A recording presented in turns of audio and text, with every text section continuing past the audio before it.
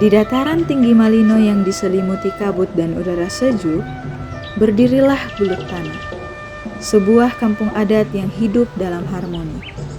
Alam, manusia, dan tradisi berjalan beriringan. Rumah-rumah panggung berdiri kokoh. Suara alam menjadi irama sehari-hari dan kebersamaan menjadi nafas kehidupan warganya.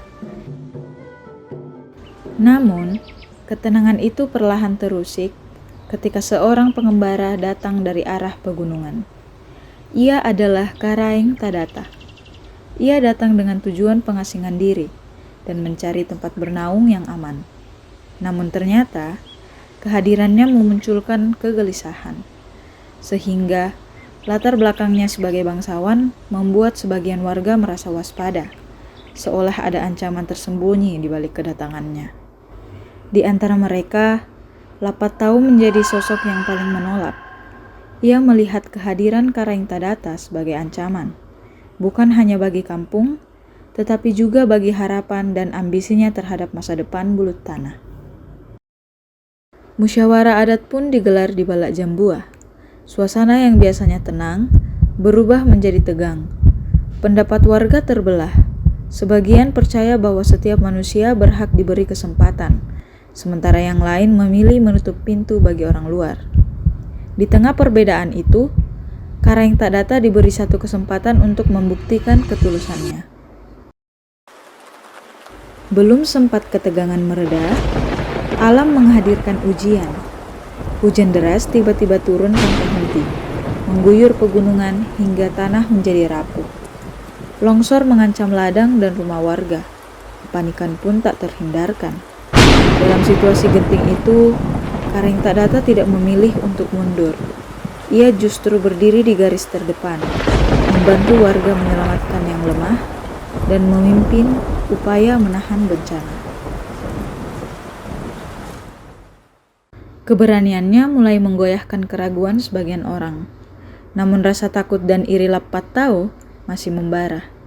Ia memandang semua itu sebagai cara untuk merebut simpati. Ketegangan yang sempat mereda kembali memuncak, memecah warga menjadi dua kubu. Pertengkaran pun tak terelakkan, mengancam persatuan yang selama ini dijaga. Di tengah kekacauan itu, Karaeng Tadata mengambil keputusan yang tak terduga. Ia memilih pergi, bukan karena kalah, tetapi karena tak ingin menjadi penyebab retaknya persaudaraan di Bulut Tanah. Keputusan itu justru mengguncang hati para warga. Mereka mulai menyadari bahwa ketulusan tidak selalu datang dengan kata-kata, tetapi melalui pengorbanan. Kesadaran perlahan tumbuh. Lapatau pun mulai melihat kebenaran yang selama ini ia tolak. Ketakutan telah menutupi penilaiannya, dan ambisi telah membutakan hatinya. Dalam musyawarah terakhir, di bawah cahaya senja yang hangat, warga Bulut Tanah akhirnya sepakat untuk menerima Karaeng Tadata, bukan sebagai penguasa, melainkan bagian dari mereka sebagai penjaga adat bersama. Sejak saat itu, Bulut Tanah tidak hanya menjadi simbol kedamaian, tetapi juga bukti bahwa persatuan yang sejati lahir dari ujian. Karaeng Tadata bukan lagi orang asing. Ia telah menjadi bagian dari sejarah tanah yang ia pilih untuk dijaga.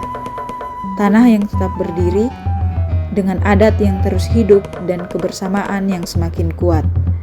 Di hadapan tanah yang ia pijak dan langit yang menjadi saksi, ia mengikrarkan dirinya untuk tetap setia menjaga, melindungi, dan mengabdi pada Bulut Tanah.